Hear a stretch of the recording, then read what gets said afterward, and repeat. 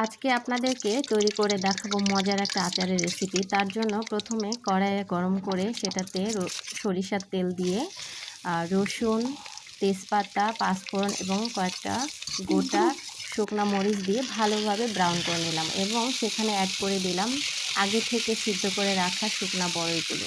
তো বড়ইগুলো ভালোভাবে নেড়েচেড়ে এটাতে অ্যাড করতে হবে এখন সামান্য লবণ পরিমাণ মতো আর কি, তারপরে হলুদ।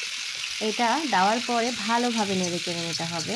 তারপরে সেখানে অ্যাড করতে হবে হচ্ছে চিলি ফ্লেক্স, অর্থাৎ শুকনো মরিচ ভেজে গুঁড়া করে রাখা, এবং এটাতে দিয়ে দেবো এখন আখের গুড়। আর আখের গুড় দিয়ে তৈরি করলে খুব টেস্ট আসে। তো যাই হোক, আমার ছেলে অনেক দিন থেকে বলছিল আমি বড়ের আচার খাবো, যার কারণে তৈরি করে ফেললাম।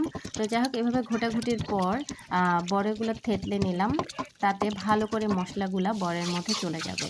তো এইভাবে যদি তৈরি করেন খুবই মজা লাগবে। এরপরে লাস্টের দিকে আমি অ্যাড করব আগে থেকে গুঁড়া করে রাখা সিক্রেট মশলা, আর এই মশলাতে দিয়েছি আমি পাঁচফোড়ন, জিরা এবং ধনিয়া। তো যাই হোক, এটা দেওয়ার পরে ভালোভাবে নেড়েচেড়ে একদম আঠালো আঠালো হয়ে যাবে, আর খেতে খুবই মজা লাগবে, দেখেই বোঝা যাচ্ছে। তো এইভাবে আপনারা তৈরি করে খেতে পারেন। এটাই হলো